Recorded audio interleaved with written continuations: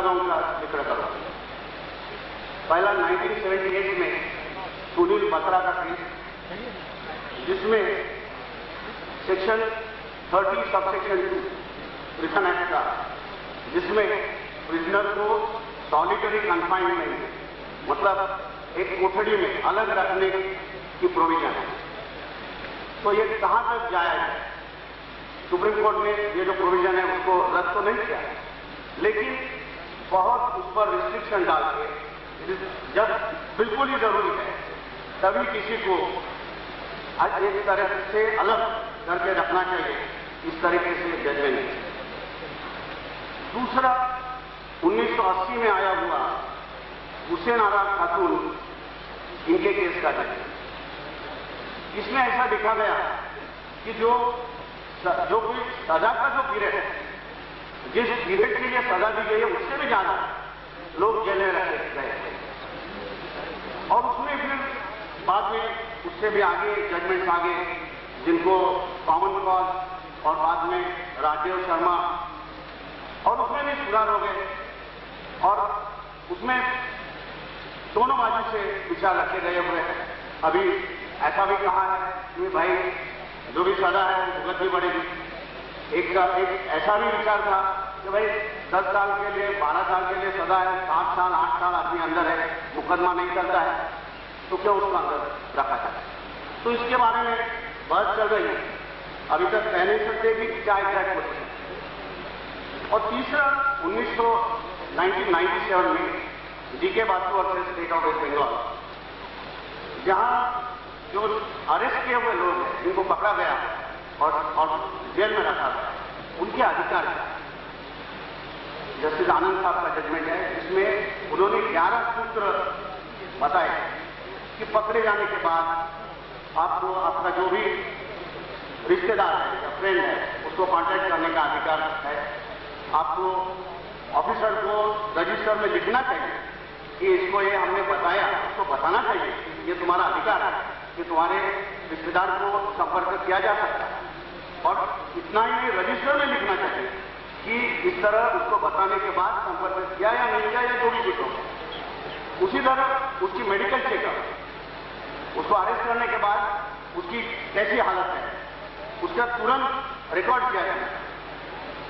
और उसके आगे भी बहुत सारी चीजें इसमें लिखी गई है। अभी कैदियों की जो बाकी के जो अधिकार है, जिसमें एक अधिकार है घर से खाना, अभी सब लोगों को नहीं मिलता है, खास करके जो डिटेन्यू होते हैं उनका जरूर आग्रह रहता है। प्रिवेंटिव डिटेंशन में जो पकड़े गए हुए होते हैं वो कहते हैं कि भाई हम लोग तो कोई गुनहगार नहीं है, हमको घर से खाना लाना दीजिए। लेकिन कभी घर से खाना आएगा और उसमें गड़बड़ हो जाएगी तो जिम्मेदारी जेलर की है। तो इसके लिए ये भी एक चीज है कि घर का खाना मिलना चाहिए या नहीं मिलना चाहिए, कहां तक मिलना चाहिए।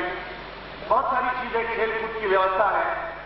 आप भी नागरिक है, जेल के अंदर है, जो पहला जो मैंने जजमेंट बताया, तो जेल के अंदर भी अधिकार है, लेकिन उस पर कुछ रिस्ट्रिक्शन है। गुनाह किया हुआ है, इसके लिए कुछ तो रिस्ट्रिक्शन आने वाला है, लेकिन वो रिस्ट्रिक्शन रहते हुए भी कुछ अधिकार, तो उन अधिकारों की आपको सब जानकारी नहीं मिलता है। आज ये इंडियन जूरिस्ट एसोसिएशन और ऑल इंडिया बार एसोसिएशन ने जो प्रोग्राम आयोजित किया है, इसके माध्यम से इनके जो आयोजक हैं और जो आए हुए वकील हैं, उनको मैं इतनी दरखास्त करूंगा कि जो अरेस्टेड लोगों के जो अधिकार हैं उनके बारे में छोटी छोटी पुस्तिका बनाई है। जैसे मैंने अभी 3 जजमेंट का जिक्र किया, या तो बाकी सारी जो चीजें हैं ये प्रिजनर्स को मुफ्त में दी जाए, ताकि उनको पता चले उनका अधिकार क्या है, और अगर उनको लगता है कि मेरे अधिकार का उल्लंघन हो रहा है तो जो भी कानूनी सलाह लेनी चाहिए वो ले सकें। विषय बहुत बड़ा है, बहुत सारे लोग मेरे आगे भी बोलने वाले हैं, खास करके हम चटर्जी साहब और नवलेकर साहब का जो भी भाषण होने वाला है वो सुनने के लिए यहाँ आए हुए हैं। और काफी लोगों ने पहले भी बात की और शायद आप लोग भी काफी थक गए हैं, इसलिए मैं ज्यादा नहीं कहना चाहता हूँ। मुझे यहाँ बुलाने के लिए आप सब लोगों का धन्यवाद देता हूँ। नमस्कार। धन्यवाद। और आपका Indian council of jurist all India bar association से इस अभियान से जुड़े सम्माननीय अतिथिगण तथा उपस्थित अन्य सज्जनों, आदरणीय महोदय, एक कहावत है कि दशहरे के मेले में सत्य हरिश्चंद्र की भूमिका उन्नीस कर लेना जितना आसान है, वास्तविक जीवन में सत्य हरिश्चंद्र बनकर दिखाना उतना पशुओं से भी बढ़कर जीवन जी रहे। एक मेरी बेबस और विवश कैदी के लिए एक विधिक कार्यकर्ता अभियान का तब तक कोई महत्व नहीं है जब तक उसकी आवाज को सहानुभूति तक सुनने वाला कोई नहीं, उसके लिए विधिक सहायता के लिए कोई तत्पर नहीं। महोदय,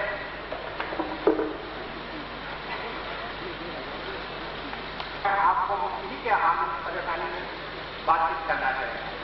महोदय, हम यहाँ तमाम परेशानियों से जुड़े, हम विधिक सहायता समिति को लिखते हैं, राष्ट्रीय मानवाधिकार आयोग को लिखते हैं, हमारी समस्याएं नहीं होती।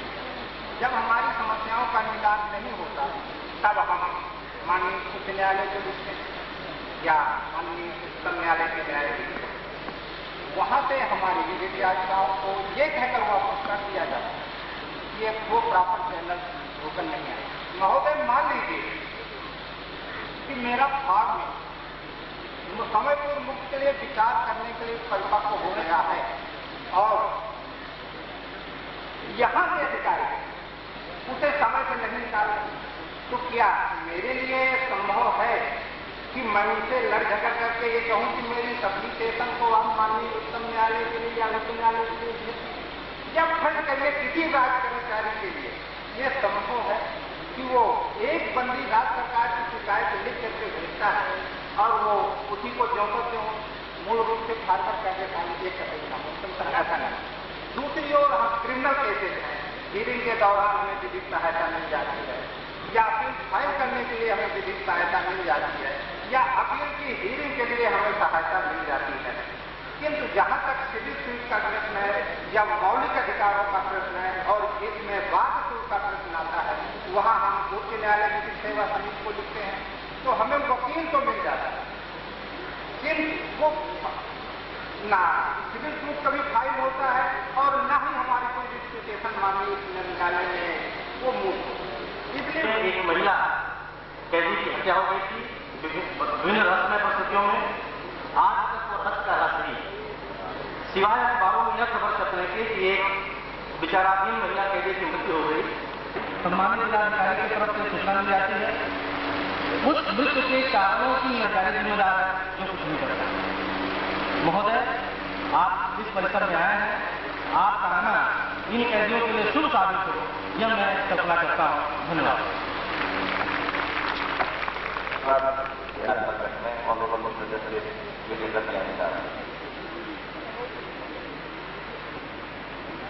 माननीय मेरे मंच पर आसी इलाहाबाद हाई कोर्ट के और दूसरी कोर्ट के जो हाई कोर्ट के जज हमारे बीच में उच्चतम न्यायालय की दो न्यायमूर्ति विद्यमान थे। एक बात आपसे कहना चाहता हूं कि जिसका जिक्र पहले भी हुआ, इस समाज में जब कोई भी अपराध होता है, उस अपराध के पीछे काफी हद तक हमारे जो सामाजिक आर्थिक विषमताएं होती हैं, उसका एक बहुत बड़ा हिस्सा होता है। और हमारे देश के अंदर और संविधान के अंतर्गत और सुप्रीम कोर्ट ने यह माना है कि कैदी की भी आत्मा वैसी ही है जो दूसरा आदमी बाहर जेल के बाहर है। कैदी को सिर्फ उसने जो अपराध किया उसकी सजा मिलती है, पर उसके बाद उसके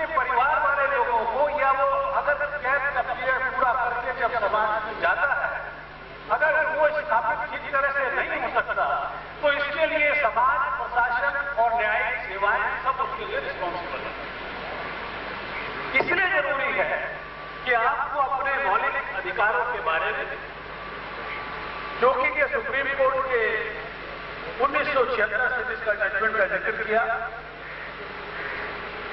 कि हमको उस कैदी की समस्याओं को, चाहे उसके घर के प्रति है, उसके बच्चों के प्रति है, उसकी प्रॉपर्टी के प्रति है, उसके अपने अधिकार हैं। और उस अधिकारों का, जैसे अभी यहाँ पर एक कैदी ने कहा भी कि हम अगर कोई रिप्रेजेंटेशन देते हैं, उसके ऊपर अगर कोई कार्रवाई नहीं होती है या किसी वकील साहब उनको ठीक तरह से गाइड नहीं करते हैं, तो ये सारा जो आज का कार्यक्रम यहाँ पर शुरू हुआ है, मैं समझता हूं कि उसके तत्वाधान में या लीगल सर्विस अथॉरिटी के तत्वाधान में एक परमानेंट लीगल क्लिनिक होना चाहिए जो जेल के साथ जुड़ा, जिसके अंदर जो वॉलंटरी तौर के ऊपर जो वकील साहबान हैं, जो समाज के अंदर मदद करना चाहते हैं, वो आकर के कम से कम उस कैदी के बारे में अगर वो कुछ कहता है तो उसकी बात उच्चतम न्यायालय इलाहाबाद हाईकोर्ट के अंदर भेजे, वहां नहीं हो तो सुप्रीम कोर्ट के अंदर। मैं आपसे अधिक नहीं कहना चाहता, आपने आपका इस दैनिक ऐतिहासिक जेल के अंदर यहाँ पर एक शुरुआत की है। मुझे लगता है कि इस समस्या का निवारण के लिए और निदान के लिए ये एक अच्छी शुरुआत होगी। बहुत बहुत धन्यवाद। धन्यवाद ऑनरेबल मिस्टर जस्टिस जैन साहब। अब मैं रिक्वेस्ट करूंगा ऑनरेबल मिस्टर जस्टिस तरुण चटर्जी साहब से कि वो जो यहाँ जो भी कैदियों को जो ये जेल जो है चकमे दे रहे हैं, उनको उन 24 कैदियों की तरफ से एक जो उनके डॉक्टर हैं, चिकित्सा अध्यक्ष डॉक्टर यूपी सिंह, वो चश्मे रिसीव करें ताकि सब जो हमारे जो 24 जो बंदी भाई है जिनको ये चश्मों की जरूरत है उनको वो मिल सके।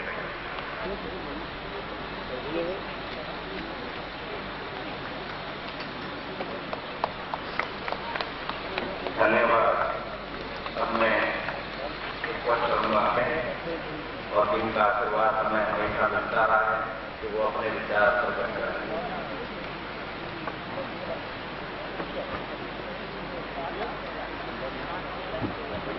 जस्टिस तरुण चटर्जी साहब, दिल्ली उच्च न्यायालय के एक्टिंग जस्टिस खान साहब, बंबई उच्च न्यायालय से आए हुए श्री गोखले साहब, श्री वीरेंद्र जैन साहब, दिल्ली हाईकोर्ट के जज, इलाहाबाद उच्च न्यायालय के न्यायाधीशगण, आज उपस्थित इस नगर के नागरिकगण, पत्रकार बंधु, इस बंदी गृह में बंदी हमारे बंधु बहनों और जेल के विभिन्न कर्मचारी, जेल सुप्रिंटेंडेंट,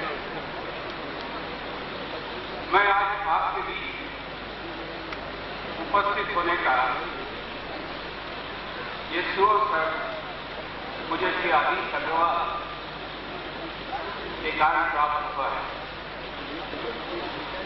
मैं आपके समक्ष हिंदी में अपने विचार प्रकट करने का जरूरत कर रहा हूं। मैंने प्रेरणा दी हमारे गोखले साहब से, जो कि महाराष्ट्र में रहते हुए, वकालत करते हुए, जस्टिस करते हुए आज आपके समक्ष आपको उन्होंने हिंदी में उद्बोधित किया। मैं उन्हीं का